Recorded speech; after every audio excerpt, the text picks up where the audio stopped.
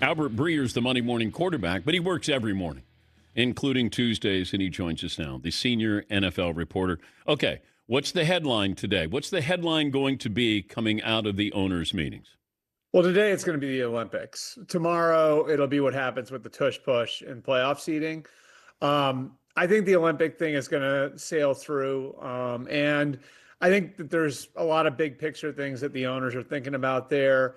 As you know, Dan, like football's a tough sport to export. If you're trying to get kids overseas playing, and it's not like basketball or soccer where you can just set up a couple goals or a couple hoops and roll out the balls and teach kids.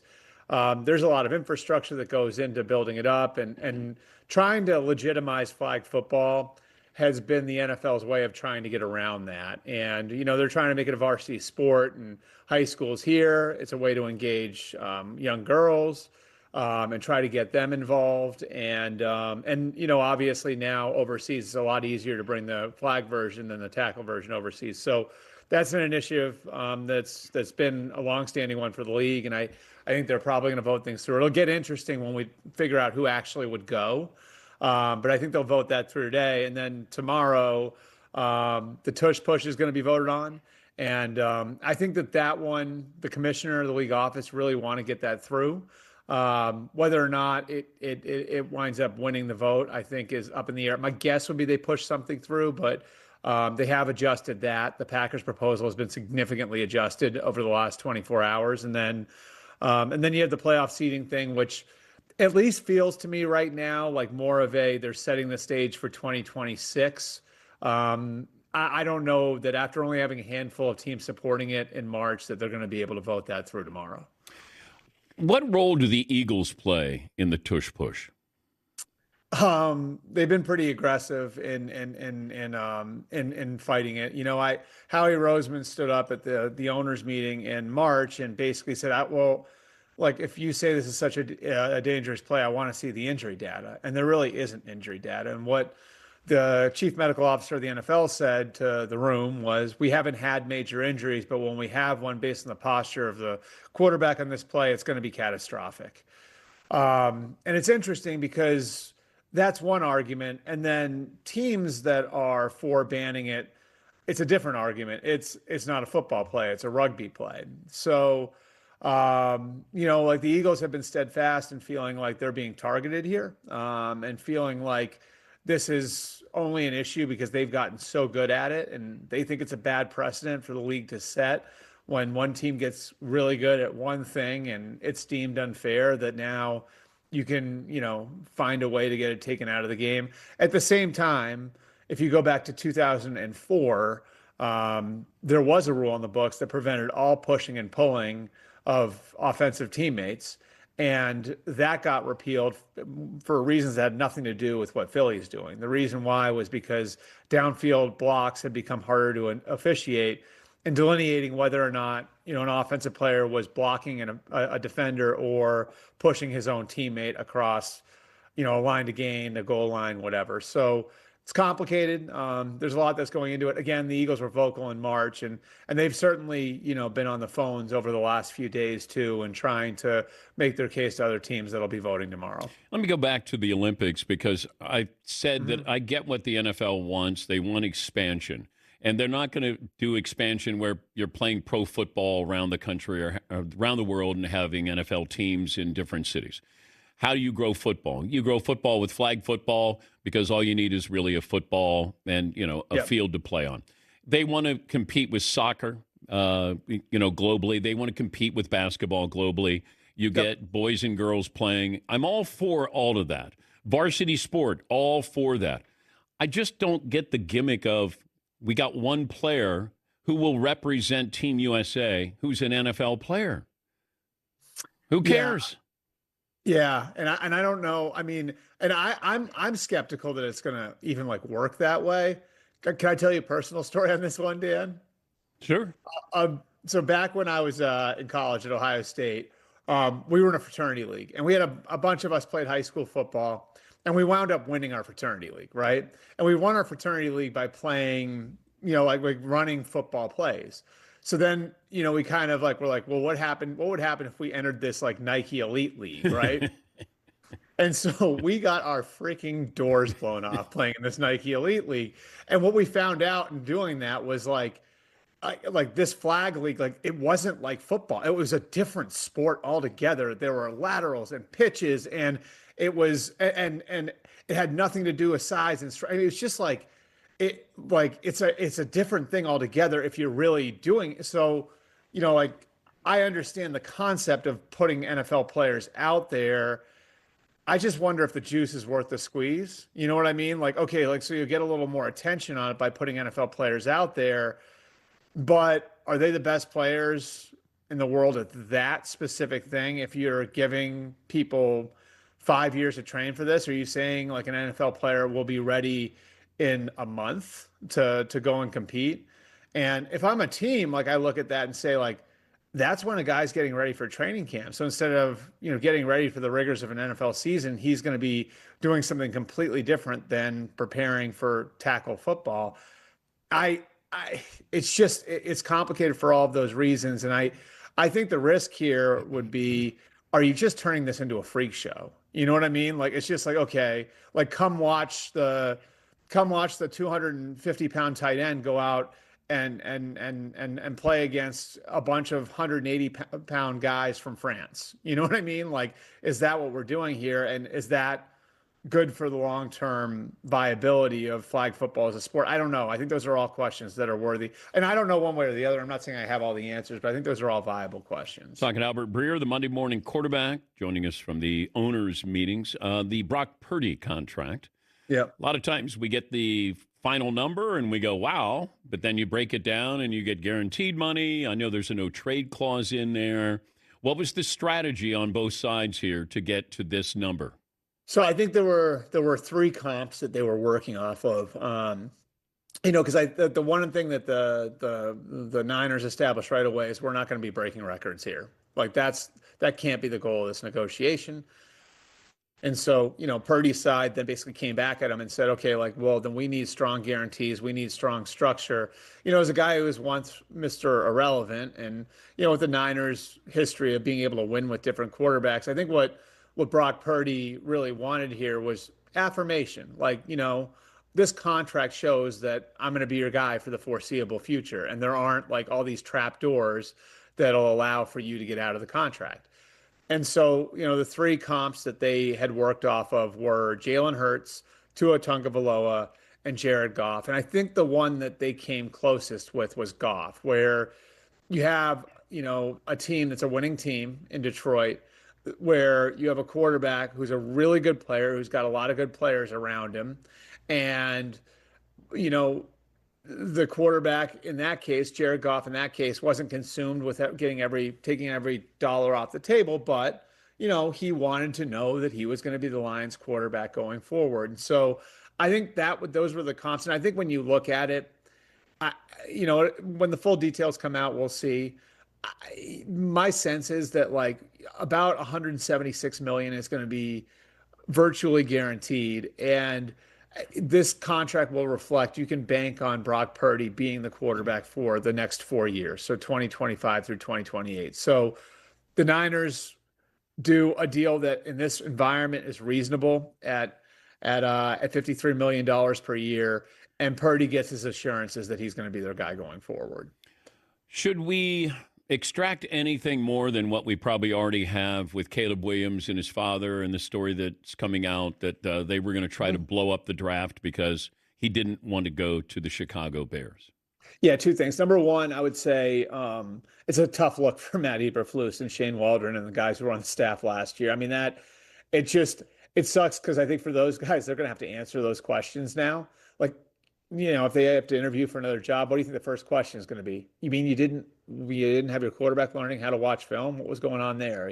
So there could be some effect there. I don't think it's going to have an effect on the new staff because Ben Johnson wasn't there for that, obviously. And then the second piece of it, I think it's just kind of where we're at with pro athletes right now. And I think it's notable too, because we talked about this with Marvin Harrison last year, right? Like, and Marvin Harrison handled his pre-draft process so differently than almost any other athlete we've seen, in that he very much limited the teams he was going to meet with extensively beyond just the combine. He didn't take a physical at the combine, which was, a little out of whack, right? Like, as far as a lot of NFL people saw it, but he's like, if I'm going to be a top five pick, why do I want to give the other 27 teams my medical information? And then, he also like didn't work out for the larger group. So, and he had asked teams like, "Do you need me to work out?" And they said no to him. And really, the overarching thing with Marvin there was he handled the entire thing like a business proposition. Why is that relevant with Marvin and Caleb Williams? Well, because they were the first high school class to enter college in the NIL era.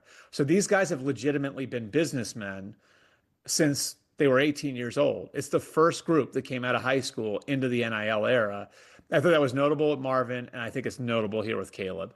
Caleb asked these big picture questions that guys 10, 15, 20 years ago may not have asked. And I think it's part of what this generation of athlete is going to be. They're entering the league with money in their pocket. They have some leverage because of it. And they've had, the chance to kind of write their ticket right up until they enter the NFL. And so, I think for Caleb, it was kind of what we've seen about him resisting going to Chicago was part of a bigger picture thing, which is I'm handling my business affairs like they're business affairs. Like this is big business, and I'm going to treat it as such. And and even though he didn't go through with it, the fact that he just explored it, I think, is a precursor to more guys handling their pre-draft process this way because they're more prepared to based on what they went through in college. Well, how surprised are you that somebody hasn't pulled in Eli Manning? It's surprising, but like how many guys really have the leverage to do it? You know what I mean? Like how many guys are that level? I mean, Caleb was seen as on the level of Trevor Lawrence and Andrew Luck, and that's probably it, over the last 20 years. So there aren't a ton of guys who have the leverage to pull it off. What about Arch Manning? He might, yeah. I mean, like, and we'll see, right? Like, because I don't know if Arch is going to come out like after next year. I think you and I think you'd agree with me in this, right? Like, based on the family history, I think he's probably going to spend at least 2 more years at Texas. Yeah. Would be my guess. Yeah. But yeah, I mean, like, he certainly could do that. Like where. But he's going to get an idea where he could go if he is legitimate. legitimate. And he's got to play well, obviously. Let's establish that first. Too. Yeah, but yeah, he's got. But let's say the Saints are right there with the number 1 pick. Right. Would then that help him with his decision that maybe there is a best case scenario? I would come out to play for my hometown. If not, then I'm going to stay and play 1 more year. I mean, well, that's what Peyton did, right? Because Peyton knew Peyton was going to the Jets. Jets, yeah, with Parcells there, and he decided not to do it, right? Like, so, like, I think Peyton had, I would argue Peyton had that sort of decision on the table in 1997 when he decided to go back to Tennessee. I mean, that's the ultimate sliding door situation, like scenario, by the way. Like, what would have happened? Peyton Manning went to the Jets. Like, then does Bill Belichick stay in New York? You know what I mean? Like, because he was lined up to be Parcells' successor.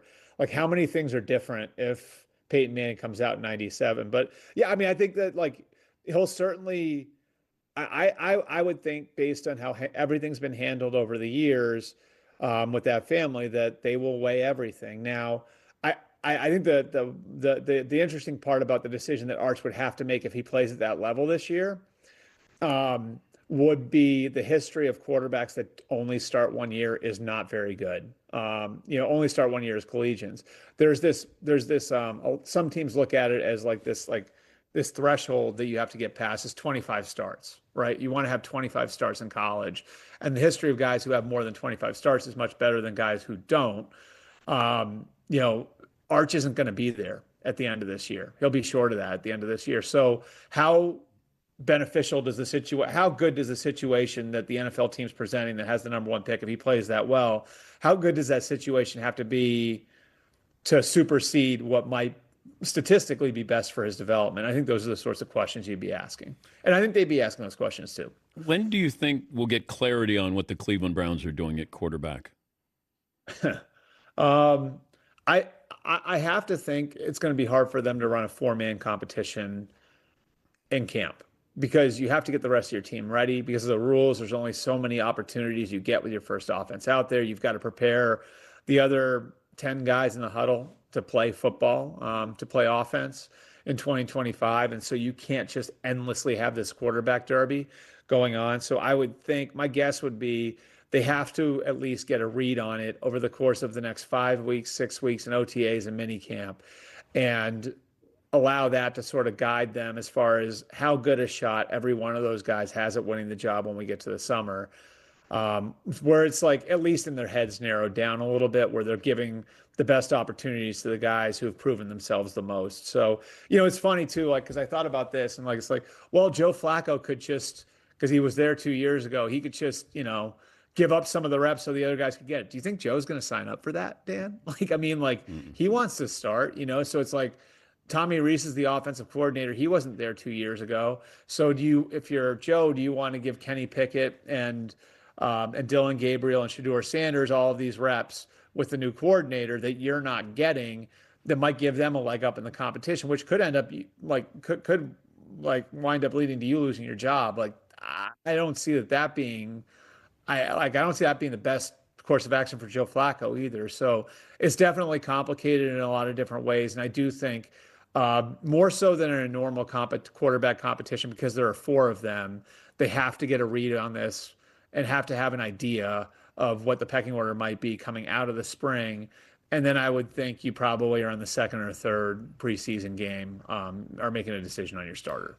One final thought here with the Aaron Rodgers situation. It feels like there's people that are talking around the topic of Aaron playing for the Pittsburgh Steelers. Yeah. Your sense is what? Talking around in what way? That, hey, they could see him playing.